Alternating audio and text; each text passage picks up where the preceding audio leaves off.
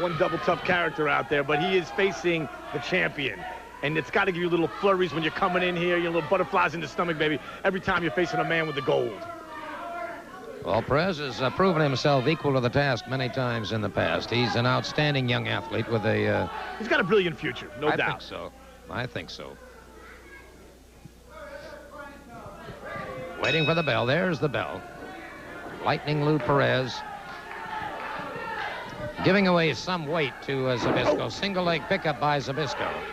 Both of these amateur wrestlers came up from the ranks, little kids. I know the Z-Man there was a champion at Penn State, as a matter of fact. Yep. In his earlier days, when him and Bruno were good friends, taught him a lot about, you know, wrestling in general. Took him right from the... made him graduate, though, before he would get into professional ranks. Like all students should. They should all graduate from college before heading out, if they're going to, you know, pick a collegiate career. Excellent advice from Diamond Dallas Page. I got a lot of things that are noteworthy of saying here. Just keep listening. They're coming. Side headlock by Perez, and Zbyszko able to fight it off, caught with a good shoulder smash, drop to the canvas, and it is Zbyszko catching him once again. Perez breaks it up. Perez takes him back to the canvas. That's where that lame lightning Lou's coming from, baby. I believe Larry's correct. He was pulling his hair there a couple of times. I didn't see anything like it at all. I think it was pretty obvious. Not anybody could be whipping Larry around like that, man, the champion. I don't blame him. Get out of the ring. Cool down. He's ready to go pop that one dude right there. I'd like to remind all the folks in Jacksonville. We'll be in Jacksonville on June 3rd. June 3rd in Jacksonville. I believe me and Hump are going to be auditioning Diamond Dolls in Jacksonville June 2nd.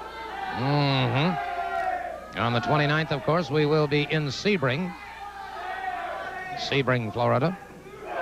You know, that's a lousy job, Gordo, but someone's got to interview these girls who want to be Diamond Dolls. Yeah, I know. Night after night. Oh, my God, he's got 1, 2. Whoa, almost a major upset there. Oh.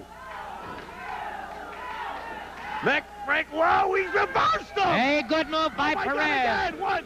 Whoa. Good move by Perez. Almost had his man.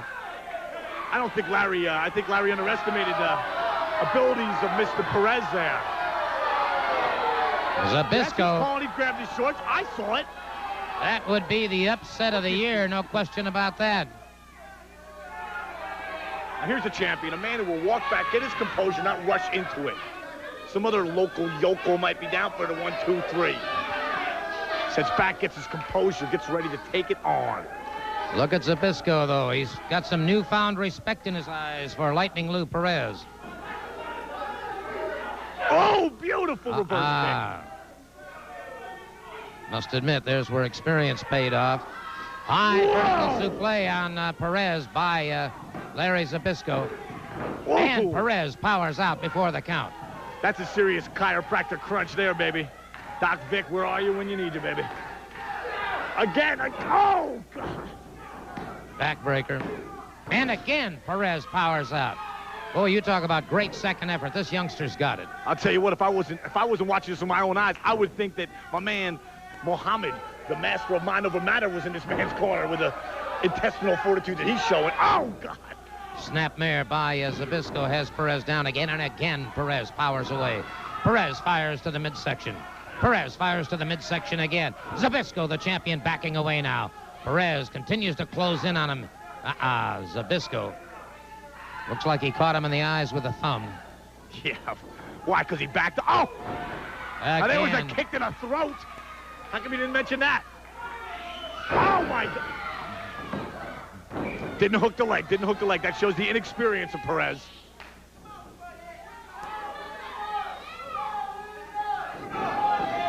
Oh. Good shoulder smash by Perez.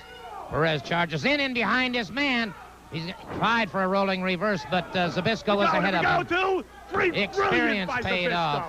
Experience paid off for Larry Zbyszko, but his rival from across town here in the Tampa, Florida area, and it's Spivey catching one in the head, then a rip across the eyes by Dirty Dick Slater in the red trunks. Spivey in a lot of trouble now, and it's Slater jamming him into the steel cage itself. And now Spivey decides it's time to leave. But you'll notice on the outside, with a 2x8 is Blackjack Mulligan. Spivey thinks better of that. Dick Slater catches him, slams him halfway across the ring.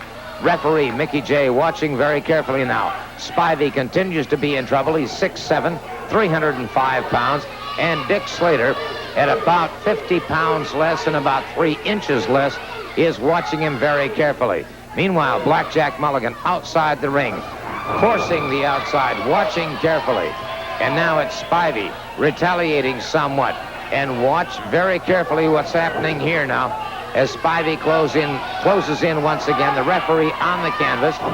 Now, to the left of your screen, watch for the Terminator. It's Spivey jammed into the steel cage once again, and here is a clear-cut pinfall. 1, 2, 3. But the referee was not aware of it, and now all of a sudden you see the Terminator throwing something into the ring, and it's Blackjack Mulligan chasing the Terminator off into the darkness. Meanwhile, Slater is saying, come on, man, I had the pinfall. But that's not the case, and it's Spivey now unloading with that brass knuck, if you will, a tape-covered brass knuck. And so it is Dick Slater on the canvas now, being pummeled and beaten by Dangerous Dan Spivey.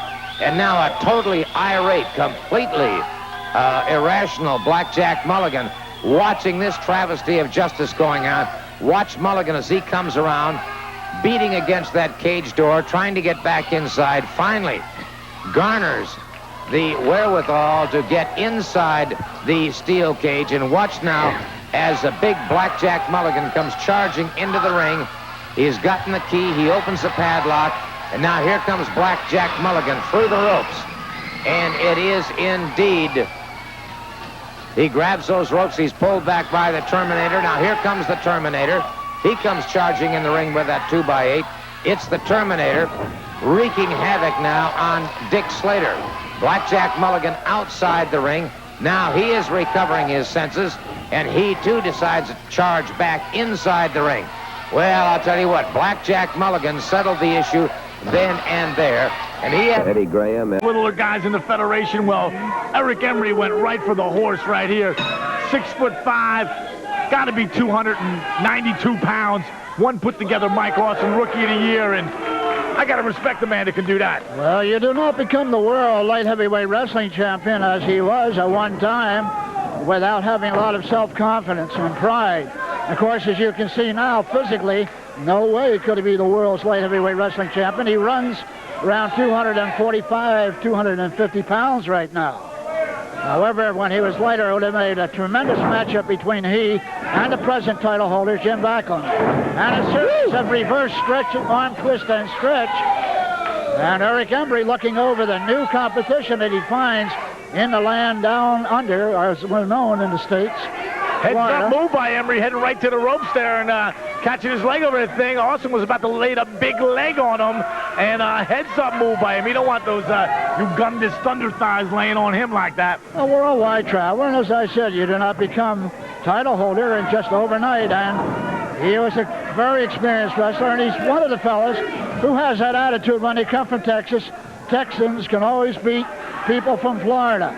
Well, it's always proved interesting, as in the years past, the Funks, you know, they invaded the area now, just like Emery's invading it now. And just Major's throwing strike there, Coach. And just like Buddy Landell's coming in, and Emery's coming in, and other people are invading, the Funks came in, the Briscoes came in. They found out what people from Florida were made of.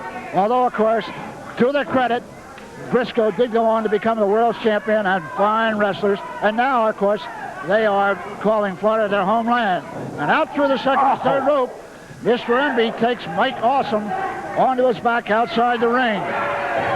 He not only got rid of Awesome, but he also got himself a rest.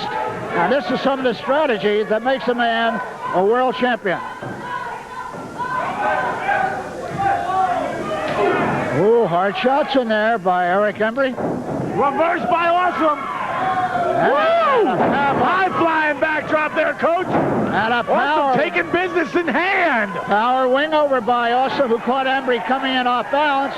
And now Awesome's head and neck caught in the powerful bicep femoris muscles, or the back of the leg muscles of Eric Embry. finding it hard to breathe, probably momentarily, wanting to get out of there. I'll tell you, Coach, this could be a major feather in the cap of Mike Awesome if he can take out Eric Embry, especially his first day here in professional wrestling from Florida.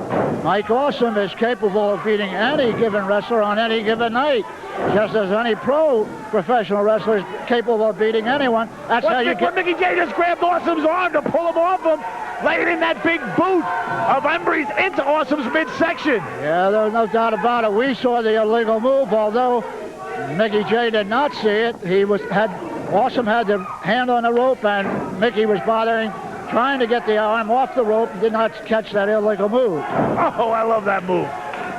I know you've commented in the past about that. That's one of your favorite moves. The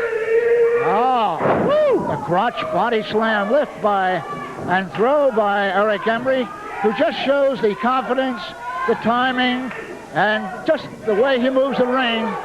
No, well, not that way. I was wondering why Awesome laid down like that. He set him up. He was setting Embry up on that move there. A beautiful setup. A nice setup. You're right, Dallas. Picked it up. And Awesome throwing an awful lot of punishment into the midsection. Oh, beautiful. The backdrop against the former world light heavyweight champion. And Awesome, angry and strong and bitter, coming in. Arm drag whip. Oh, brother. No. There it is, the pile driver that he's world famous for. A press and a near leg pickup by Eric Embry. And he is just clever enough and mean enough that he was able to take the measure. And now, you see, once again, he resorts to those shortcuts, going down around the throat. And Steele's got some problems now. And of course, the man as big as U.S. Steel, there is so much poundage to carry around that fatigue can set in very, very quickly. They've been going at it now for a number of moments, and the Terminator now finally uses an elbow to the top of the head, a rear chin lock now on U.S. Steel. So the Terminator pressing the issue here with... and again, referee Mickey J forces the break, and the Terminator using that forearm across the back of U.S. Steel. Steel down to the canvas. Steel has not been able to get up and moving. The Terminator may be effectively wearing him down. Notice the Terminator now getting some extra leverage using that foot against the rope.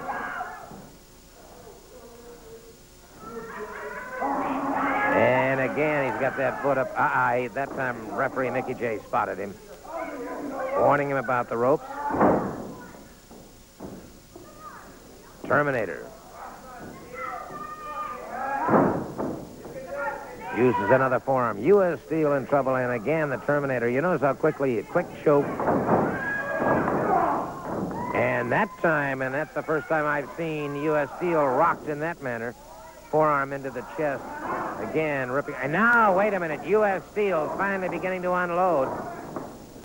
That adrenaline beginning to flow once again, and U.S. Steel catches him with an elbow coming off the ropes. The Terminator is down, and we may see the tide of this battle changing. Forearm into the chest, another forearm.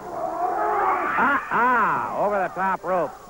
And that's an automatic disqualification. Automatic disqualification.